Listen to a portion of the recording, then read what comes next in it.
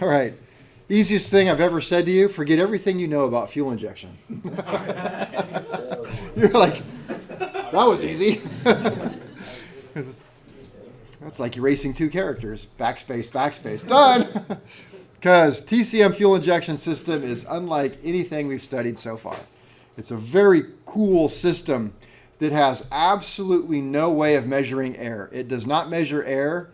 I want to say it doesn't care about air, but it does its thing, injects fuel, and it's like if you set it up right, there'll be enough air to mix with it. So it works without sensing any air. So air metering force, forget about it. Fuel metering force, forget about it. Got none of that stuff. Just a big tube from the gas tank to the injector. That's it, yeah. And it's just you with a valve, and you just kind of. Yes. Yeah, add mid-flight. Between the two, the Continental and the Bendix, which one? What do you prefer? Well, if I had a Continental, I'd prefer the Continental system on it. If I had a Bendix, I'd want the Bendix system on it. That's how I'd prefer it.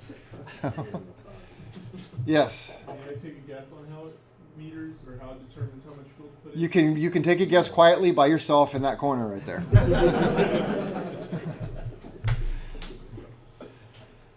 No, which one is better? They both have their good points and bad points. This doesn't really have any diaphragms to wear out. So that's kind of a nice thing, but it's a little bit harder to set up. But you can adjust it in the field if you know what you're doing, and most people don't. So, okay. We will write a statement here. So Continental fuel injection. Let me see. Where did I go here? Let's see more. Uh-oh, I get the wrong. Oh, it's this page. Get my shit together. All right, Continental fuel injection.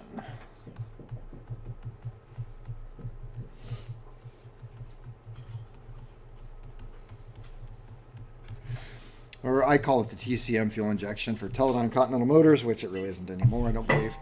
It's Textron, I think. I'm not sure. Unlike all other fuel controls or fuel control units, which would be pressure carbs, float carbs, Bendix fuel injection. Unlike all other control units, the TCM system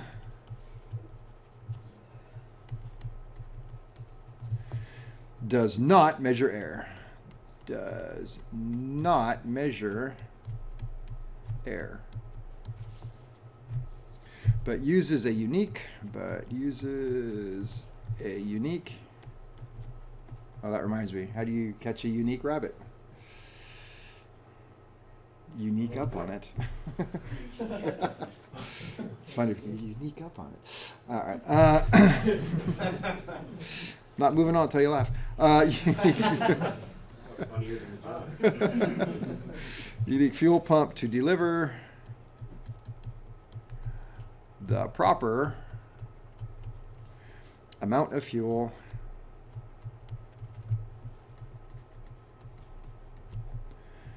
based on engine RPM.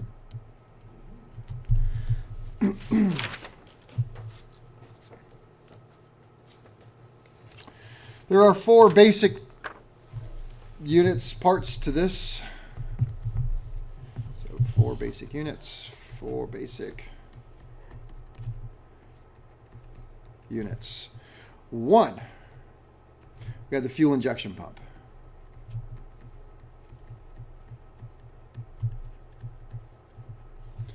2, we have the fuel air control unit.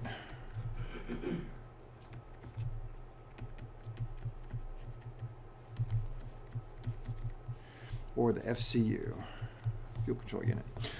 3, we have the manifold valve.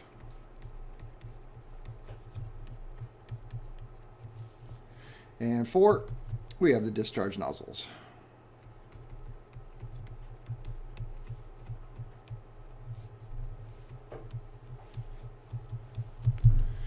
Now, I shall tell you how it works.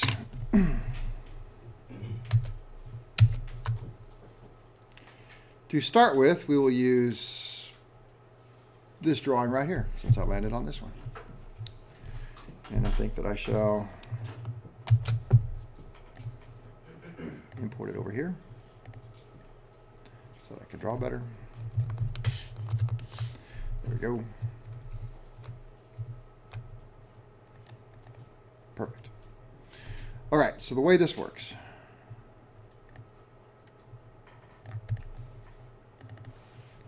Is, get this right here. All right, so it's got a fuel pump. The fuel pump is a what? A rotary vane type fuel pump. We're just going to go that way though. The rotary vane type fuel pump. So we need a constant displacement pump. And this rotary vane pump is driven off of what? The engine. The engine. So if the engine speeds up, the rotary vane speeds up, and that means it'll pump more volume. So there we go. We've just figured out. We've tied in the engine to a pump. The faster the engine goes, the more fuel gets pumped out. That's pretty much how it works. Slow the engine down, it slows the pump down, less fuel goes. It's just another fuel pump. It's just a fuel pump.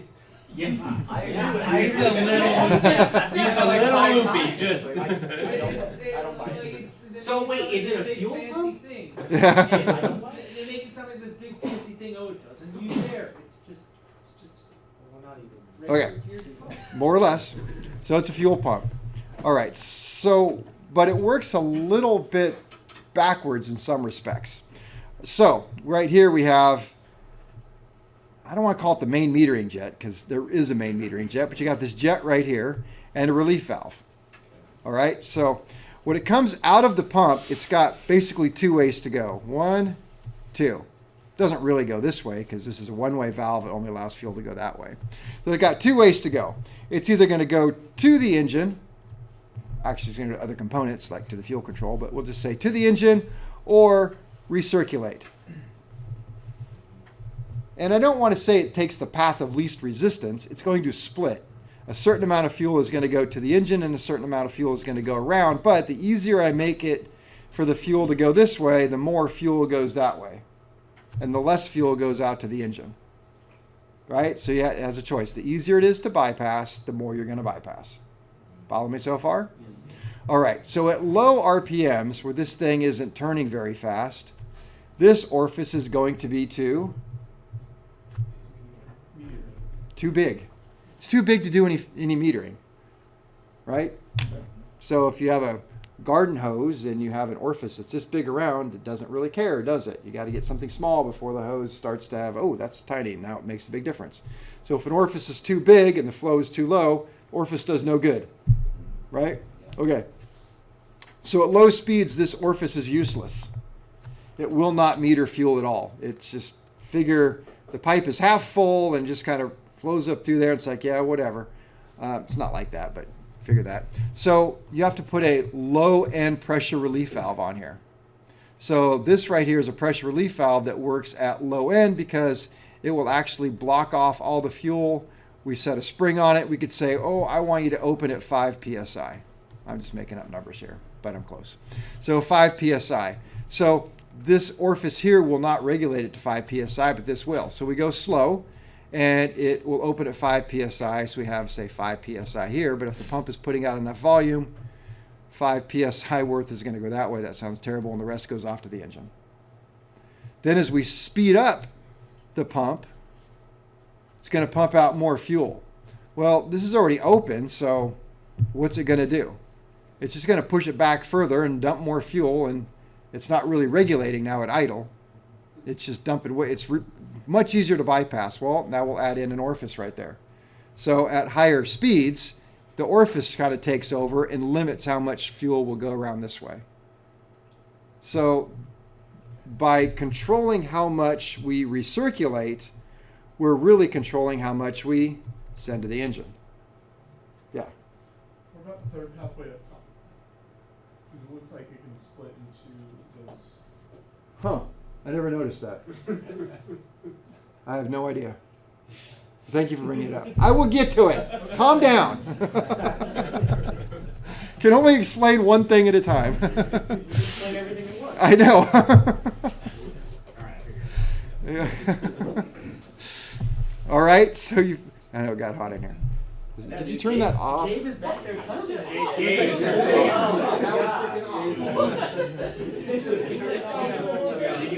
Gabe, you can sit up here so we know you're not touching. I'll start sitting right here. You've got long arms, dude. I feel like you can sit. He comes in with a yardstick tomorrow and sits one stick. There usually becomes a point in the semester where I have to put a thing on there that says students are not allowed to touch it for several reasons. One, you guys don't know how to regulate anything. You seem to either, not you guys, but the other class, it's either on heat at 100 or on air conditioner at 4. So those are the only two choices, or you just turn the fan on and it sounds like the air conditioner's We're going. not Yes, dads yet. Sir, the pilots, they don't know how to regulate anything. that was the other people. Yeah. No, my students are just as bad, so I'm like, yeah, you're right. The other class is like, the little flame means heater. Just put a little sign that says, Gabe, do not touch. Yeah, no problem. The snowflake is for the air conditioner. It makes it colder. There we go. Cusco says no touchy. What's Okay. hold mean? Does that mean I can hold it? Well, after now I gotta go and I gotta edit all that out. So, all right. So everybody follow. The more that recirculates,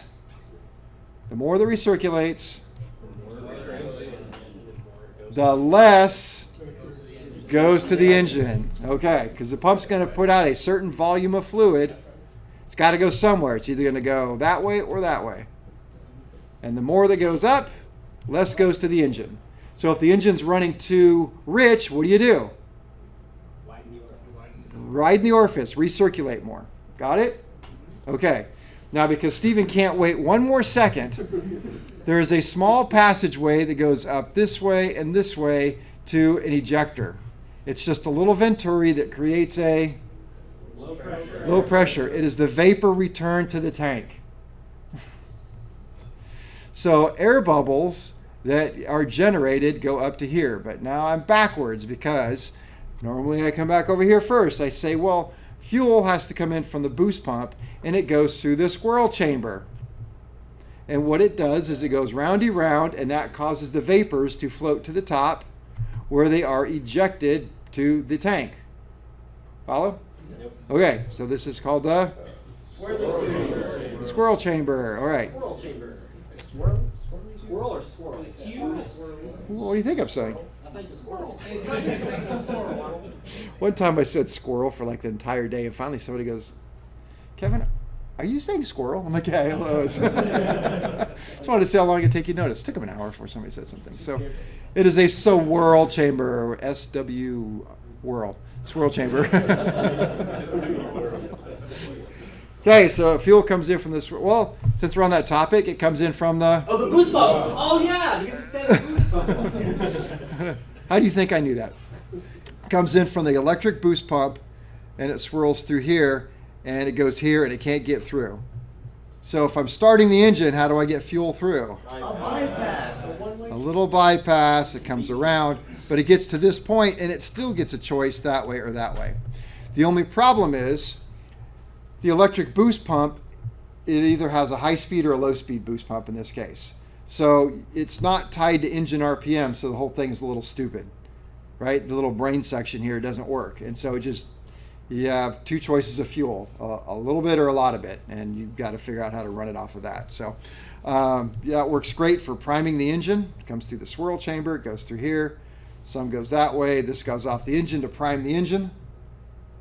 Then I shut down the boost pump, engage the starter, run it off the fuel I just sent to it. This starts running, sends fuel out. It's two choices, recirculate or Go to the end. that's pretty much it. You guys want to go home early?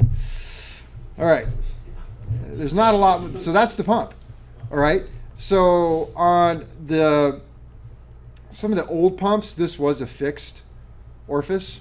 But all the new ones, and by new I mean like anything made in the last 50 years, probably, or at least 20. This is an adjustable orifice. This is adjustable. I'm adjustable or?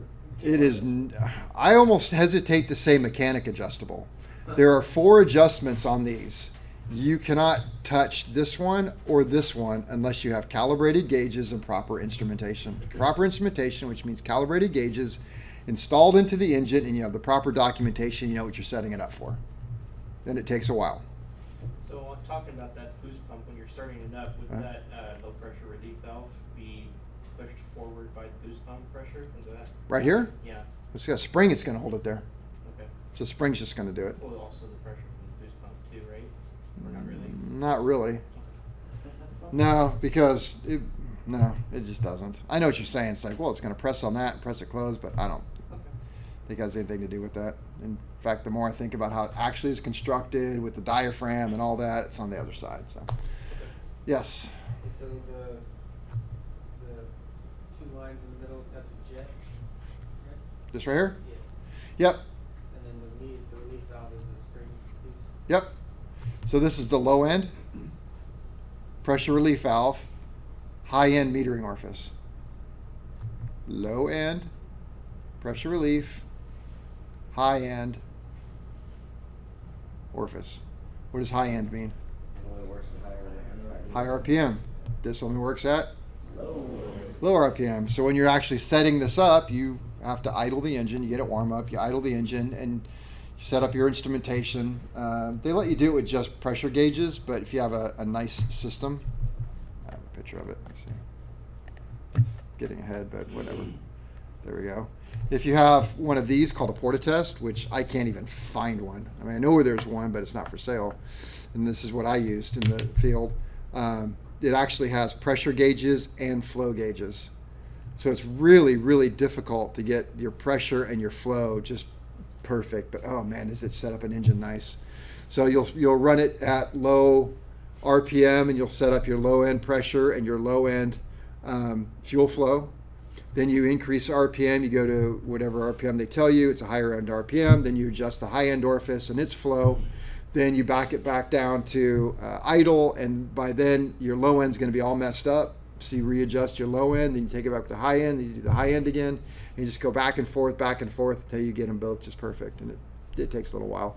This machine takes a lot longer to set it up just because of what it is and all the extra stuff. But let's see. Normally you can just, like, this is the service instruction to do it. They just use a metered fuel pressure gauge and an unmetered fuel pressure gauge and set it up like that. But we'll get into that. So, all right, so that's how we do it. Let me see. TCM. That's the system. So we have 4 units. We have the fuel control. Sorry, the fuel pump. Fuel pump. There's our fuel pump. Right there is our. Right there. Which one? Low end pressure relief. This one right here. Yeah, I think they're representing the high end right there. It's going to go from the fuel pump. Next stop is the throttle control assembly. There are 2 styles of this system. We have both here. And then from the fuel air control system to the manifold valve assembly. What is that called for Bendix? Flow divider. Flow divider. So you'll often hear me call this a flow divider. I shouldn't call it a flow divider, but it's hard to remember that this is a manifold, this valve assembly, and the other one's a flow divider because it's like they're the same. They look the same. Hard to tell the difference between them unless you open it up, but there it is. Okay, so we have all those pieces right there. What else we got? Oh yeah, the 2 different styles. That's what I was going to talk about. 2 different styles. So style number 1, we'll call it this one right here, the fuel pump with an integral mixture control. You know how I can tell that it's a fuel pump with an integral mixture control, Stephen? That's you back there in the corner. Oh. This question's for you, bud. Has the name on it. It says right there, fuel pump with integral. Yeah, and you're pretty smart, man. You're catching on to how I teach, aren't you? I just read the slides in front of me. All right, so there's this one. And this particular one has the mixture control down here on the fuel pump. And up here is where you adjust idle mixture, and it's part of the throttle assembly. So you can see this is where you're going to connect your throttle to. Throttle's connected to here. This is the throttle valve right there. We'll sometimes call this the throttle body. And then the second style is much different. We have the fuel pump over here, and the mixture control is over on this piece right here, the fuel control unit. So you can see I have the mixture over here, and this one is set up with an arm and a rod and an arm, a lot like what? Oh, the PS5. No. Well, Well, it's got a rod and all. yeah, it's just like that. So it's got a rod, or you have the throttle up here with a mixture control rod going down to the fuel valve. So yeah, so it's a little similar to that one. This particular one is which one? First one, second one, because there's that piece right there. It's separate. And if we look up here, let me see, well, there. This piece is right here on that one. You can see that arm right there. Huh? How am I supposed to know? It's not clearly. I know. I actually took this photo on my desk. So. And then, wait a minute, where's my other one? Oh, I know, because I was going to talk about this one first. And then the second one looks like, there we go, like that. There's just one shaft, and they attach this piece over here. You like that one? Okay. Parts to break. This one here, as far as I can tell, this one is used on the IO 360s, and the other one's used on the bigger bores, the 470s, 520s, 550s. I could be wrong on that, but that's just what I've noticed. All right. So Are they like Lycoming in cahoots with Bendix or something like that? Is that why they always use Bendix? You said. yeah, And then so that it's kind of like a. and this is Continental's system. Oh, so, it's Continental. Oh, yeah. Okay. So Continental's really in cahoots with Continental. I mean, those two are like practically the same company. Yeah. So, Practically. practically. All right. This one's in bypass. So to start it up, fuel comes through here, goes down, goes to the bypass. Remember, because the pump's not working, it's not sensing engine RPM, so it makes it a little more difficult. All right, we talked about that. So from the fuel pump,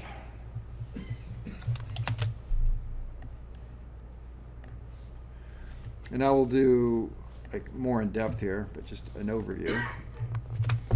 From the fuel pump, and this is the first type. Fuel is going to come into the screen, which we should be checking periodically. Yeah. Then we take a look at this. So we have, comes through here. First thing it's going to go to is helps to look right here, mixture control shafts. So this is the mixture side. So this is the mixture side over here. And this side over here is the throttle side. So this is the throttle side. So first it comes down through the mixture side. These drawings don't really work real well. I think I did okay with the video I made showing you how the little holes line up and stuff, because there's more holes than what you actually see and how it works. But for the most part, it's going to come through here. We have a constant displacement pump, right? It's got limited capability to recirc and send some off to this. So if I were to shut this down completely, what happens to the fuel? Think about the pump. Where's the pump going to do? It's going to stay the same. It's going to keep pumping. Yeah. But it's not. If I shut it down here, you're expecting all the fuel to go through what in the pump? Pressure relief. It's not gonna.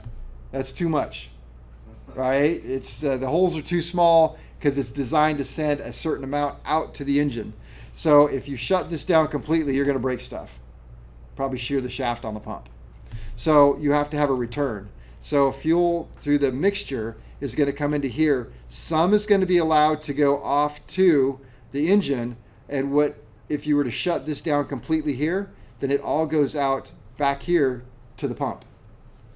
So there's a way for it to recirculate, to bypass and go back to the pump. Back to the pump either way. It goes back to the pump. Well, no, this way goes to the engine. Yeah, so anything that comes up to the fuel control unit, if you shut off, if you pull the mixture, there are 3 passageways in this little plug right here. This only shows 2, but there's 3 passageways in this plug. So if you shut off, and this is the main metering jet right here. So if you shut off fuel, go in the main metering jet, it's going to come down to here. If you send half of it off to the main metering jet, then the other half's going to go this way, back to the pump. All right. So if you go at idle cutoff, you're cutting that off. All the fuel goes there. If you have it in full rich, then pretty much all of it's going to go that way. When you go into idle cutoff, then there's a 3rd passageway they didn't draw in here that actually opens up this passage to go backwards and backwards into this chamber and down. I forget exactly, but it just bleeds off pressure from this side right here. I'll explain a little bit more as we go. Okay, so then full rich, we got all the fuel going this way. Now it's going to get into a sliding disc scenario, so that the more throttle you give it, the further this opens up. And then when you're back at idle, it's going to close it off quite a bit. So this is the last little bit of control right there. Before, well, it's not the last little bit, before it heads off to the not flow divider, manifold. So this fuel metering plug right there, that's this right here. And then, I don't know, this isn't, you can't really enlarge this too well. Yeah, that doesn't work, just too pixelated. But maybe over here you can see the little holes Yeah. Oh yeah. right there. See. It's once you take it apart, you're like, oh. So I think if you watch the video as you have it in front of you and kind of play with it as you're watching the video, I think it's your best chance of going, oh, I totally get it. So hopefully. It cuts fuel off and then allows the pressure that's on the other end of it to return back. So it doesn't pressurize out the. Depends on which part you're talking about. What I said. Okay. Yeah, I think I feel like I was a little maybe you jumped around a little bit. Maybe I migrated. Well, if you're talking, there's that third hole that allows fuel to go back. That just will confuse you for right now. I'm just telling you, there's a third hole in there.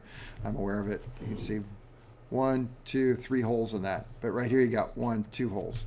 So yes, ignoring the check valve that bleeds back in, if you shut off the fuel going to the engine through the main metering orifice because this rotated, then it's all going to go back here and return to the pump.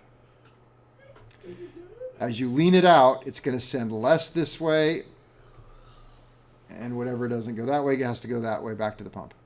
Because you're going to get a certain amount of fuel is going to come in here. That's a fact. And you either got to send it that way or back to the pump. The mixture control determines that.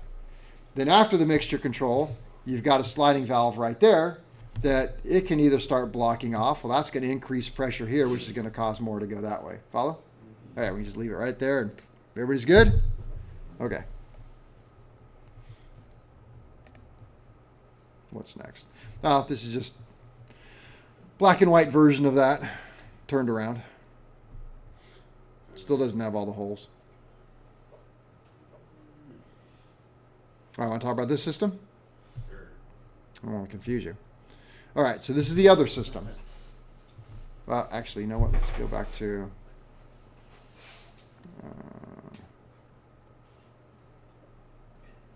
this. So this is the system we were just talking about. Follow? Yes. Okay, so these gauges are installed for maintenance. There is a gauge off of the manifold valve assembly that goes to the cockpit, just like the Bendix, that is pressure calibrated to read gallons per hour. All right, so here's our pump. So let me see, we've got fuel inlet from tank right there. Fuel comes in from the tank, goes into the swirl chamber, swirls around, goes through the pump. I don't know what the hell the pump's supposed to be on this thing and how this all works. Goes through the pump mechanism. Some of it's bypassed. Goes back to the inlet side of the pump. Yada, yada. Comes out of the pump and goes to the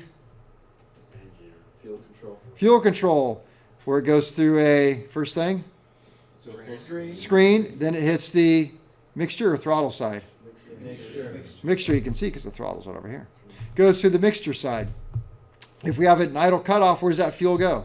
Right back to the engine. Right back to the fuel. Right back to the swirl chamber. And then back through the pump and right back around. So it's just going to recirculate like that.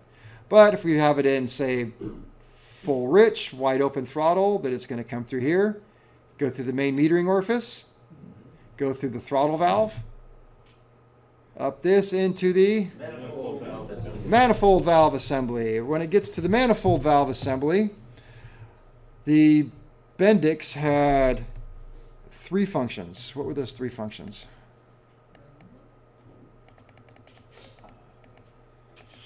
I know, I said, forget everything you know about.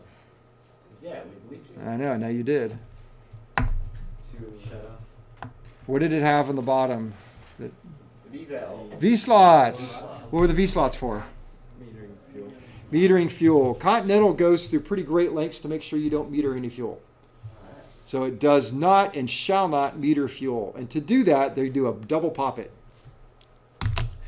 So if you have a little bit of fuel pressure, it's going to lift the poppet valve up a little bit. And now it may block a port. And that would be, Your single poppet. it would be what? It'd be your first poppet of the decent double poppets. Well, we're just talking about one. If it only had a single poppet and a little bit of pressure goes in, it lifts a little bit, then you're going to be only uncovering the outlet ports a little bit, and now you're regulating fuel. Don't want to do that. You want it all the way open or all the way closed. So what it does, same way as Bendix, fuel is going to come in from here. I'm like, somehow. Come in through here, press up on the diaphragm, lifting the poppet, which just like the Bendix, right? But it doesn't do anything yet. First it has to lift it up. Then it has to enter in here and go through this middle chamber, which you can't even see when you look at these poppets. You're just like, well, I just don't. But it's in there. You got to use a light, and you can see the spring in there. So it lifts up the poppet. Then when the pressure's enough, it'll go through here, push down this poppet, and float around it to the nozzles. So double poppet. Wow, I didn't get that first poppet function thing. This drawing better or worse? Huh? Yes, that looks like an ancient Egyptian schematic. How's a pot? It's so simple. Okay. Yeah, but well, Just like a Bendix. Just like a Bendix. Fuel is going to. Magneto or a Bendix? Yes. Yes, the Bendix Magneto. It's just like Just that. like Magneto. So it comes in the spark tube right here, and then it goes up to the. I can't remember the name of it. Diaphragm. Yeah, I was. where's that first poppet? Then it goes up and it hits the Marsal vein, right? Yeah. And then from there, Oh, it's no. got to go. Since you explained that. Yes, after it pushes up the Marsal vein, then we have to go to the lunar detractor right here, which is going to be spinning around. All right. Where's that first poppet on the circlet? It's one inside of another. Ah, okay. Oh. Is Right that there. The top part? It's like right here. It's when you look at it, and if I even had one, it wouldn't make any sense. You'd be like, what am I supposed to do with that thing? It's like right there. So that And it's going to look just like that, just a cylinder. It looks just like the Bendix cylinder. They look so similar. But the difference is, fuel has to go through the middle of this. And you take a flashlight and you look at it, and you're like, well, no light shines through it. You're like, why does no light shine through it? Well, because there's a poppet inside of it, right there. This little cone is up inside of it that's going to seat right up here. So now this second poppet's open right now. There we go. See, this is the high pressure, this is low pressure. So this right here is here's the poppet inside of a sleeve. So fuel comes in here, presses up on this. What is this right here, this black thing? Diaphragm. Okay, this right here I think represents the screen in there. Fuel comes up, it's circular, goes through the screen, presses up on the diaphragm, pushes the whole poppet up, the big poppet goes up, exposing the area down here. Yeah, something like that. Allowing fuel to flow through here. And then once it pops up, then enough fuel pressure builds up, it presses on this, because this is a pretty small area. This is a very large area. So it doesn't take a lot of pressure multiplied times the surface of this diaphragm. So a little pressure is going to lift it up, but it takes a lot of pressure to push this down because it's Small. smaller than the end of this pencil. So about maybe that size. So it takes a lot of pressure to push that against the spring. So it's got to push up the whole poppet, flow in, then push down the little poppet, boom, it's flowing. Got it? So if it's just a little bit of pressure, it just lifts it. It takes a lot of pressure to open the second poppet. Okay, I'm lost. So fuel comes in that side. Yep. Pushes up on the diaphragm. Yep. Which pushes down on the poppet. It lifts the first poppet, Lifts the first poppet. and then it pushes down on the poppet that's inside of that poppet. Okay, And then is fuel already in those These? bottom two? Nope, that's where it's headed to, off to the engine. So fuel comes down. Down, And then out. then out. Okay.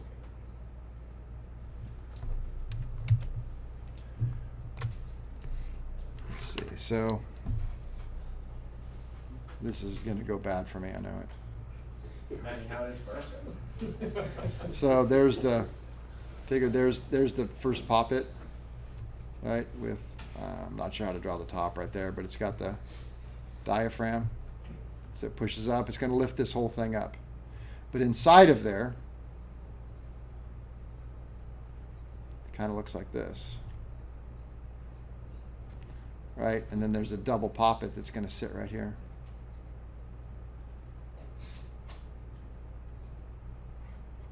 With a spring that keeps it up. I don't even know how to take this. I mean, you look at it, it's like, man, they press it together. You don't take it apart. Yeah. So at low pressure, the fuel is still bypassing that smaller poppet a little bit? Is there like, how does it? I don't trust these drawings that for low pressure that looks like that. I think maybe it's indicating that it's open, Right, but not fully open, but it's open. I mean, it's either open or it's closed. It's off its seat. So it's off its seat, fuel is flowing. It's just as pressure builds up, it's going to push down further, but it doesn't really Is that for matter. like idle and off idle? Like why would you say, like, That I don't even know. To me, it's open or it's closed. okay, so why would you have to close it and then reopen it? Why would you just have this first poppet valve? It's like, it seems like you're saying you need to have fuel flowing across it at low pressure. Is that what you're saying? No. So if all you had was a diaphragm, just like the Bendix, right? Because the Bendix has just a diaphragm and just one poppet valve. Everybody follow me on that? And so with low pressure, how far does it lift up the poppet? All the way or a little bit? A little bit. Exposing the outlet orifice all the way or a little bit? And so because you've only exposed the outlet orifice a little bit, now you've got a restriction. Continental does not want a restriction. They want it all the way open or all the way closed. Fuel is either all the way flowing or it's not flowing. Follow? Yeah, I guess I just don't understand why there's a poppet valve and a diaphragm then. Why it seems like get rid of those two things and just make one poppet valve, let it build up pressure in a chamber and just come out. Oh, just make this little thing here? You just make one thing. It Yeah. seems like it's redundant to me. That's what I'm. Oh, I got Not it. even Yeah. redundant for a safety reason, it's just redundant to make it more expensive. Yeah, if it was that easy, anyone would. Maybe. I mean, I'm sure they have a really good reason. I don't know why they did it that way. If Okay. that That's way the Of course they do that. maybe it wouldn't work that way. You know, they tried it and so I don't know. Just try putting it inside of another poppet and lift it with a diaphragm. So, for all I know, that's the way it happened. That diaphragm does have a spring on top. And so the diaphragm, fuel pressure has to come up, push against the diaphragm to overcome the spring, which is not a terribly big spring. This vent right here, it's important that this vent never faces forward or you'll pressurize the top of the diaphragm and it takes more fuel pressure to run it. So don't do that thing. I don't know. Yeah, there's the poppet. See, it's got to lift up. Maybe once you take it apart, you can see all the little holes and how they're arranged and how it works. It'll make more sense because it's in 3D and this is like 1D and it won't really make much sense. You won't. You think I'm lying to you. You don't trust me. You're good. What's that? I said you're good. I'm good.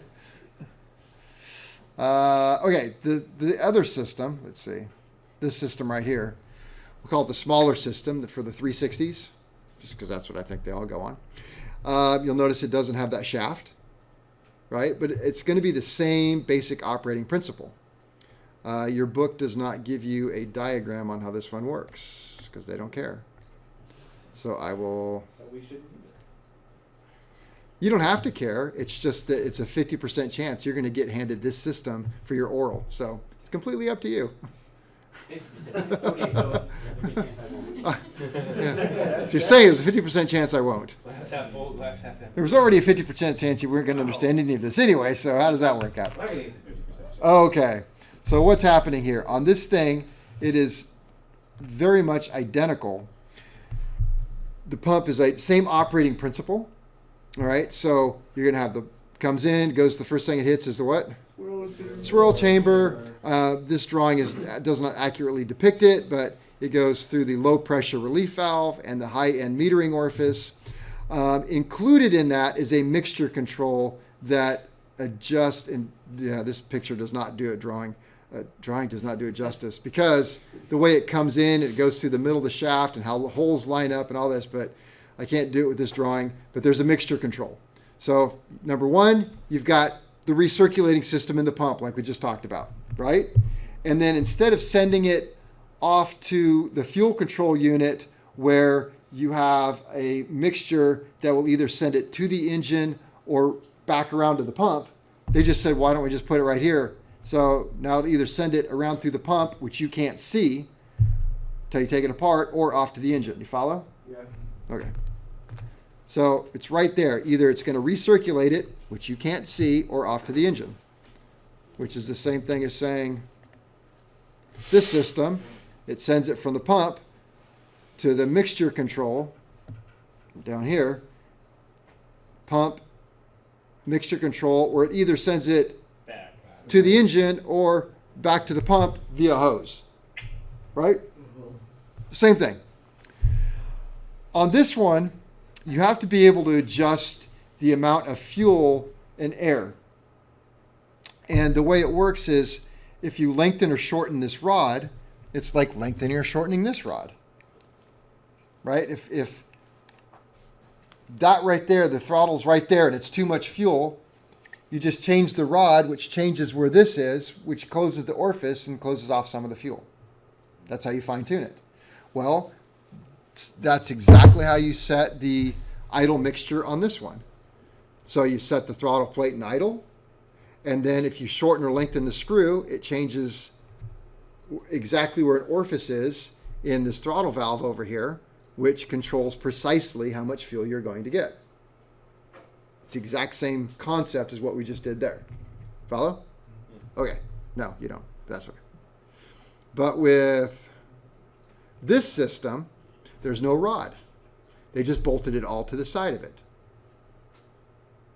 So inside of this cup right here, it looks just similar to the Stromberg discs. There's two discs, one stationary and one rotates, and there's a little hole, and you have a hole in your disc, and that hole, if it lines up, then it's full rich, and if they're off a little bit, then it leans it out. Well, so those things are kind of locked together. So when you open the throttle, one moves, the other one doesn't. It's a little more complicated than that, but not by much. So if I'm too rich, I can adjust a little screw right here, which overrides and moves one disc forward or back just a little bit. So it has just a little bit different orientation to it, and that would make it richer. And then from there, the throttle will move it. And I know that's probably very difficult for you to get, having not seen one. But like you said, you're going to trust me on this. I do. So, okay. I understand it more than the extra complicated doohickey. The extra complicated doohickey? Yeah, the one with all the extra linkages and whatnot. Okay. All right, so let's tell you what. Did I even start this thing? There it is.